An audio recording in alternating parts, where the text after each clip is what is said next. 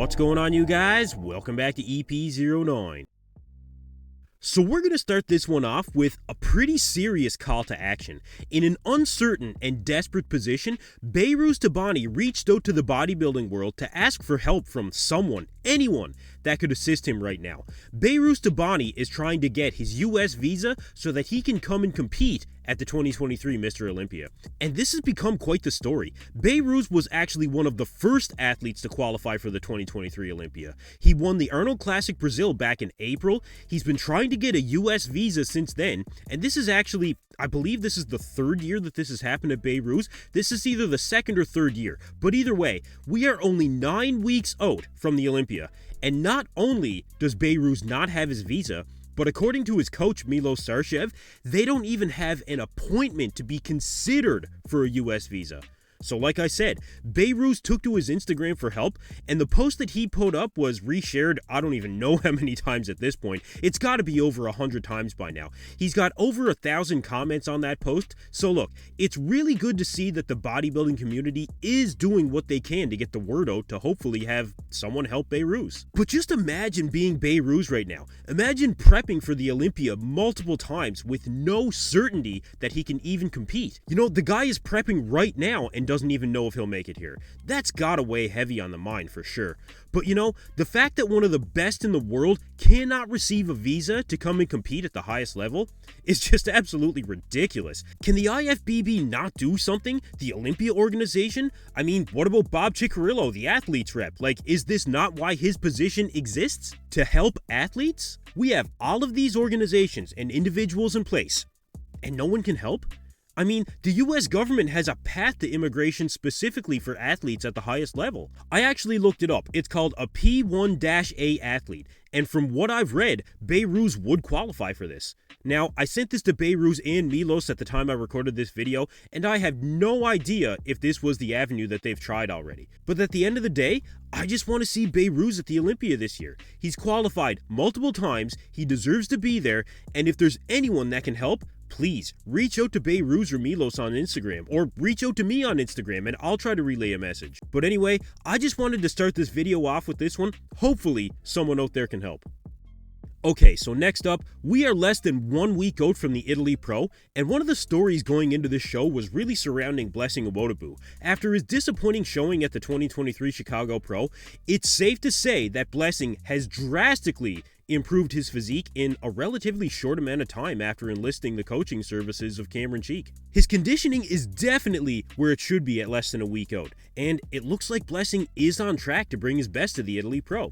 And I've said it before, even if Blessing doesn't win this show, to showcase a physique that can still have the potential to go and win pro shows would be enough of a win for Blessing in the eyes of the fans. He really just has to show that he's still got it, you know? He can build off of this physique for sure. Now, I mean, the likelihood of beating Regan or Nathan at the Italy Pro, I mean, look, maybe Nathan if he comes in off, and I still think that Xiuming Yan can beat Blessing, but like I said, he just needs to show up in shape, keep working with Cameron Cheek, and I think the best of Blessing Awodibu is still yet to come. So you guys let me know in the comments below where you think Blessing is going to place in Italy.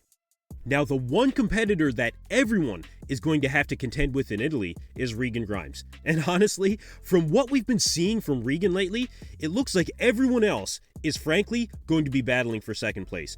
Regan just looks like he's at a point where he really has no weaknesses. And you know what? It's been a long road for Regan over the last year. He decided to skip out on the 2022 Olympia to make improvements despite being qualified. He enlisted the coaching services of Milos Sarcev. He moved to Las Vegas, and this guy still owns a gym in Ontario, by the way. He put in the work during a year-long off-season, and you know what? We're about to find out for sure if all of those moves have really paid off. But from what we're seeing as of right now, Regan may have made all of the right decisions to really put him in the position of being in the best shape of his life.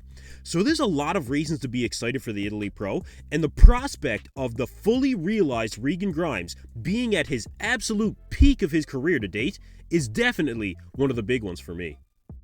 Alright, so next up, we have a physique update here from Tonio Burton at 9 weeks out of the Olympia, and Tonio is looking to be really on track here. He's got great proportions, he's got some of the best flow in the pro circuit, and Tonio is one competitor that I'm really interested to see on the Olympia stage because honestly, He's a hard guy to place.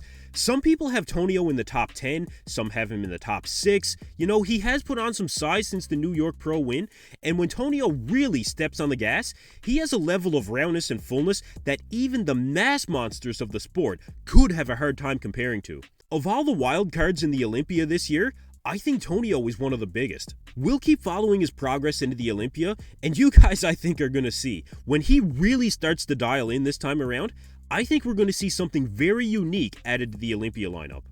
Okay, so last up, after a week or so of spending some time in Jordan for what seemed like a bit of a working vacation, I guess you would say, Hunter Labrada is now returning home to continue his Olympia prep, and I wanted to touch on this again, you guys, because although Hunter said in this recent update that he's feeling recharged and ready to run through a brick wall, I find myself questioning if taking essentially a vacation between 10 and 9 weeks out of the Olympia was the best decision. I mean, Hunter has shown posts about eating all of the Jordanian food, kebabs, steak sandwiches, whatever else, going on yacht cruises, there's no question, this is not what you see any other bodybuilder doing that's prepping for the Olympia.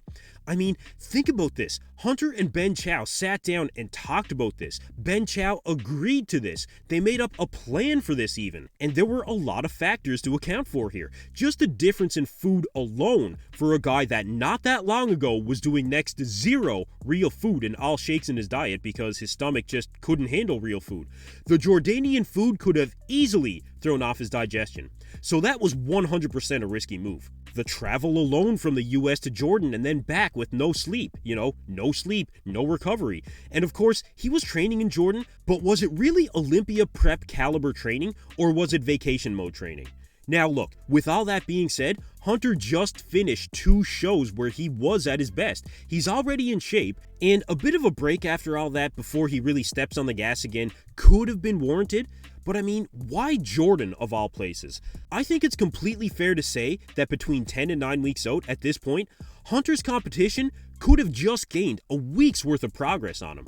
Now, I do respect his and Ben's decision, and of course, I'm sure they have a plan for the last 8 to 9 weeks of prep to step it up, but I'm just pointing it out that this whole trip was just really unconventional, and the other competitors that are vying for that coveted Olympia title, they have been locked in solid, and I guarantee they have not been missing a single beat.